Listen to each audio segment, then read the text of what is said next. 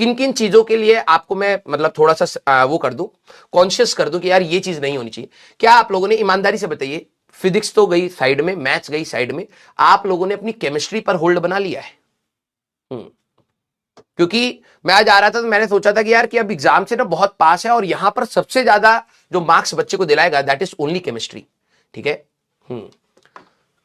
4 chapter बचा है sir physics का। देखो मैं आप लोगों को एक सजेशन दूंगा, अगर बड़े बड़े चैप्टर्स आपके छूटे हुए हैं, ठीक है, डू वन थिंग, पहले आप उस पर फोकस करिएगा, मेरी बात मानिएगा बेटा। ठीक है, आप मेरे को पता है उसका भी लालच होता है कि सर इन 4 चैप्टर से सवाल आ गया तो आ सकता है, लेकिन जो चीज तूने पढ़ी है अगर उसमें से तू खराब करके आ गया तो भी कोई फायदा नहीं हुआ है ना। तो कोशिश करना सबसे पहले आपको जो चीज आती है, ठीक है।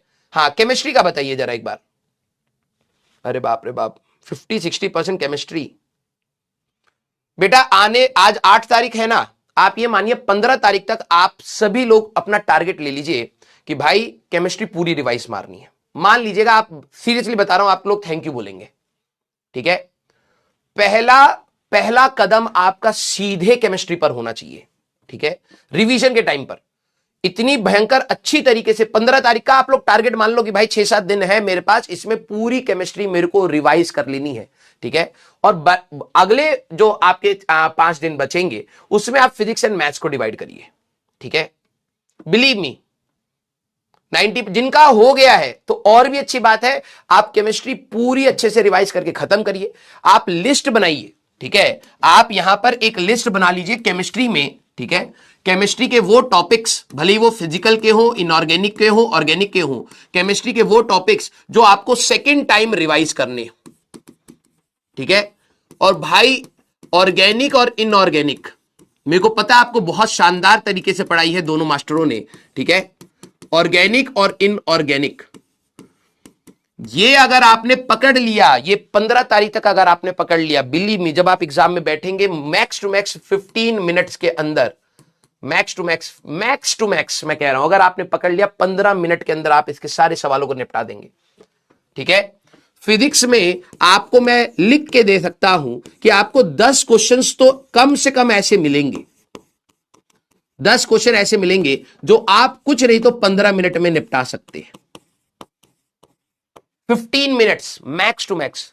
ठीक है, और एग्जाम में जाने से पहले मैं, अब आप लोग टेस्ट देना स्टार्ट करेंगे, अभी हर दिन आप लोग टेस्ट देना स्टार्ट करेंगे, फुल सिलेबस के ही आपके टेस्ट होंगे। ठीक है, तो आप लोग तरीका, जिस तरीके से एग्जाम दिया जाता है कई बच्चों को वो भी नहीं पता है।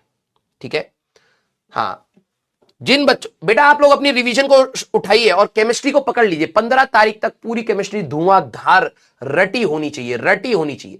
हर दिन उठा करके रटो, हर दिन उठा करके रिवाइज मारो। ठीक है, एक टाइम स्लॉट फिक्स कर दो कि भाई सुबह मैं उठूंगा और ये स्लॉट मेरा सिर्फ और सिर्फ केमिस्ट्री का ही है। ठीक है, बिलीव मी बेटा, ये दोनों सब्जेक्ट्स आपको जो एडवांटेज एग्जाम में देंगे, जैसे होता है ना कभी भी 100 मीटर की रेस होती है तो इनिशियली कौन तेज भागता है, वो ये। ठीक है, इनिशियल वाला हमारे पास ये। मैथ्स में जब आखिरी का लैप होता है तब आखिरी में जो प्लेयर होता है वो थक रहा होता है, वो मैथ्स वाला खेल हो जाता है। स्टार्टिंग आपको, अगर आप आधे घंटे में कुछ नहीं तो अपने 15-20 सवाल लगा चुके होंगे तो आप जानते नहीं कि आपका क्या कॉन्फिडेंस लेवल होता है एग्जाम में। और अगर आप गलत सवालों को पिक कर लेते हैं एग्जाम अटेम्प्ट करते समय तो आपका कॉन्फिडेंस इतना नीचे पटक देता है वो सवाल कि फिर आपके आते हुए सवाल में भी आपको घबराहट होने लगती है। आपके दिमाग में चलता है यार दूसरे बच्चे अच्छा कर चुके होंगे और मेरे से तो इतने ही सवाल हुए। ठीक है, तो मैं आपको किस तरीके से, कई बच्चे उसी तरीके से एग्जाम देते हैं, आखिरी में आते आते मैं आपको, जैसे 1-2 टेस्ट आप लोग दीजिए, 12-13 तारीख तक आकर मैं आपको बताऊंगा कि एग्जाम देने की स्ट्रेटेजी होनी क्या चाहिए। हो सकता है कुछ बच्चे वैसे ही देते हो तो बहुत अच्छी बात है, क्योंकि ये चीज भी मैंने अपने टाइम के जो फर्स्ट रैंक थी मेरे टाइम पे नितिन जैन की, मैंने उससे सीखी थी और मैं अलग तरीके से एग्जाम देता था। ठीक है, और उसने जो मेरे को बताया उससे मेरे को काफी बेनिफिट हुआ। तो मैं 13 तारीख के आसपास जब आप 1-2 एग्जाम दे लेंगे, टेस्ट दे लेंगे, तो उसके बाद मैं आपको बोलूंगा कि इसको, इस वाले मेथड को भी एक बार ट्राई करके देखिए। उससे आपको, ये नहीं कह रहा हूं कि मार्क्स बहुत बढ़ जाते हैं, उससे आपका टेम्परामेंट एग्जाम का सही रहता है। कई बार क्या होता है, आप लोगों के साथ ऐसा होता होगा कि आप एग्जाम में बैठे और 1-2 सवाल लगाने के बाद एक ऐसे सवाल पर अटक गए जहां पर आपको लालच भी आ रहा है कि यार ये तो हो जाएगा और वो समय खा रहा है बस। ठीक है, और मिड वे में आने के बाद बच्चा छोड़ भी नहीं पा रहा है उस सवाल को और कर भी नहीं पा रहा है, और उसके चक्कर में वो समय गवा देता है और फिर जब वो वापस निकलता है, हताश होकर निकले या आंसर के साथ निकले, तब तक पैनिक सिचुएशन क्रिएट हो जाती है। तो वो हमें किसी ना किसी तरीके से हटानी है। क्लियर? हाँ भाई, तुक्के मारने बिल्कुल छोड़ दो, मैं बता रहा हूं, ठीक है। करियर ऐसी जगह जाके गिरेगा ना बेटा, संभाल नहीं पाओगे, ठीक है। ईमानदारी से आप जितना आपको आता है उतना ही आपको टेस्ट में देना है, ठीक है। मैक्सिमम कितने को, कोई मैक्सिमम क्वेश्चन, मैंने आपको उस दिन भी बताया था देवेश बेटा, there are no maximum questions. आप मैक्सिमम तैयारी करते हैं, मैक्सिमम सवाल के वो नहीं करते हैं कि एग्जाम में मेरे को इतने मैक्सिमम सवाल लगाने, नहीं, आप अपनी तैयारी मैक्सिमम रखिए। उस तैयारी में से जितने भी सवाल आए उनको मैक्सिमम सही करके आ जाइए, ये होती है तैयारी, ठीक है।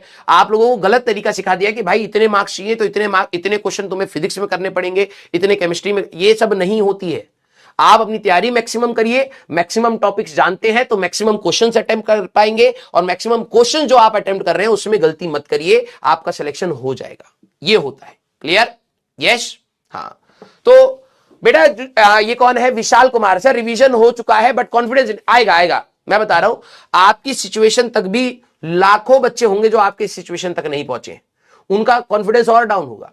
कई बच्चे आपसे भी बेटर सिचुएशन में होंगे, रिवाइज भी कर लिए होंगे, प्रैक्टिस भी कर लिए होंगे, उनको भी कॉन्फिडेंस नहीं आ रहा होगा।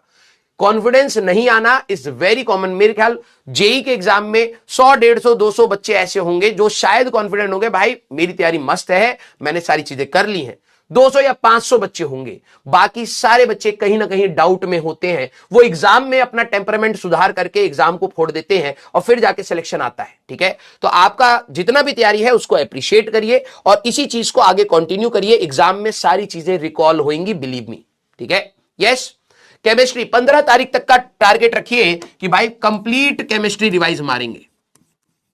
कंप्लीट केमिस्ट्री आपको रिवाइज मारनी है, ठीक है। अब ये आखिरी का खेल अलग होता है भाई, आखिरी का खेल टीचर का कम, हमारा तो काम सिर्फ गाइडेंस का है। अब मैं बोलूंगा कि भाई रिवाइज मारनी है, इसके बाद अगर तू अपना एक्स्ट्रा ज्ञान लगा करके कुछ और कुछ कर रहा है तो पता नहीं तेरी डायरेक्शन क्या होगी। लेकिन मेरे को पता है कि आखिरी के टाइम में केमिस्ट्री बहुत ज्यादा इंपॉर्टेंट है, और पंकज सर अभी आपके साथ है ही, ठीक है। तो वो तो क्वेश्चन करा ही रहे, आप इनऑर्गेनिक एंड फिजिकल और उठाइए। Chemistry will be the most scoring subject in your exam. हमें सब्जेक्ट प्रेफरेंस नहीं रखनी है एग्जाम में। सब्जेक्ट प्रेफरेंस नाम की कोई चीज नहीं होती, या मेरा फिजिक्स अच्छा है तो मैं फिजिक्स करूंगा, ऐसा नहीं हो सकता। फिजिक्स का पेपर कठिन आ जाए, हमें हर सवाल 4 मार्क्स देगा, हमें मैक्सिमम स्कोर करके आना है। तो अभी आप 15 तारीख तक केमिस्ट्री का टारगेट लेके, जिन बच्चों ने नहीं करा है पूरा खत्म करिए। मैं बता रहा हूं गजब कॉन्फिडेंस आएगा एग्जाम में, ठीक है। और बाकी के 5 दिन आपके chemistry, physics and maths, chemistry आधा आधा एक घंटा, जो चीजें आपको लग रहा है सेकंड टाइम रिवाइज करनी है उसको पकड़ते चले जाइएगा। जिन बच्चों ने केमिस्ट्री पहले रिवाइज कर ली है, जैसे रामजी राजपूत हैं, sir inorganic chemistry 2 time and organic chemistry 1 time, very good. अब आप जिनका ये हो गया है, आप फिजिकल पर आ जाइए और फिजिकल के सिर्फ क्लास नोट्स, आप एक्स्ट्रा मत जाइए। ये मत सोचना सर रिवीजन करते समय क्या मैं और क्वेश्चन लगाऊं, ना ना ना ना। अब हमारे पास इतना कम टाइम है, इसमें जो चीज पढ़ा दी है उतना ही अगर आप पढ़ के चले जाएं, आपके सारे सवाल वहीं से ही निकलने।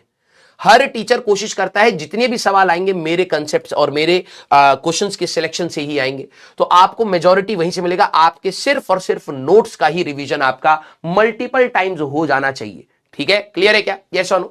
बेटा पोपू सर को बोलिए सर रिवीजन क्लास जल्दी जल्दी लेने के लिए। वो तो देखो अपने हिसाब से करा ही रहे हैं। शाद बेटा आप देखो, मैं आपको समझाना चाह रहा हूं कि इस तैयारी में ना 80% बच्चे का कंट्रीब्यूशन होता है। अब आप अपने एफर्ट्स को बढ़ाना स्टार्ट करिए। टीचर यहां पे बैक सीट पर होएगा, क्योंकि हमने पूरे साल भर कहा है कि तू हमें फॉलो कर। अब यहां तक आने के बाद अब एग्जाम के हॉल के अंदर तो तू जाएगा ना भाई, तो अब हमारा यहां पर बैक सीट आना लाजमी है। तू ये कहेगा कि सर आप थोड़ा सा पीछे क्यों हो रहे हो, क्योंकि अब तेरा खेल है भाई, ठीक है। अब सारे बच्चे आकर के फोड़ने वाले हैं, अब तेरा खेल है, तेरे को लड़ना पड़ेगा। तो हम तेरे को अभी भी बता रहे हैं कि भाई ये कर और जाके फोड़ दे बेटा, ये कर जाके फोड़ दे बेटा, क्योंकि इससे ज्यादा हम जा ही नहीं सकते। एग्जाम में थोड़ा ना बैठेंगे भाई। अब जब तू कल परसों से लगातार टेस्ट देना स्टार्ट होगा, तो क्या मैं एग्जाम में बैठा हूंगा तेरे साथ कि बेटा ये सवाल लगा ले, ये वाला देख, ये फॉर्मूला बताया था, नहीं ना। वहां पर अब तेरा खेल आने वाला है, तो अब हम लोग यहां से ज्यादा जा ही नहीं सकते। यहां से तो बस तेरे को ही बताना पड़ेगा, बेटा ये वाले सवाल लगा के आ जाना, अगले इस एग्जाम में ऐसे ऐसे पूछा जाएगा, तो ये पहले करना, ये बाद में करना। हम यहां से आगे नहीं बढ़ सकते भाई। जब तू एग्जाम सेंटर में जाएगा तो तेरे पेरेंट्स गेट के बाहर खड़े रह जाएंगे, अंदर नहीं आ पाएंगे, वैसे हम लोग यहां पर रुक जाएंगे, अब तेरी बारी आ रही है। तो टीचर तो अपने मैक्सिमम इनपुट पर देगा आपको, लेकिन यहां अब आपको अपनी एफिशिएंसी बढ़ानी है और अपनी तबियत का बिल्कुल ख्याल रखिएगा, ठीक है। लास्ट मोमेंट पर अगर आपके पास समय नहीं है तो पीवाईक्यूज जो क्लास में कराए हैं बस उन्हीं को ही कर लीजिए, बस दैट्स इट। और ज्यादा रायता मत फैलाइए। इसके बाद जो भी आपको एक्स्ट्रा पढ़ना है वो आप करेंगे जेईई मेंस 1 के बाद। क्लियर है क्या?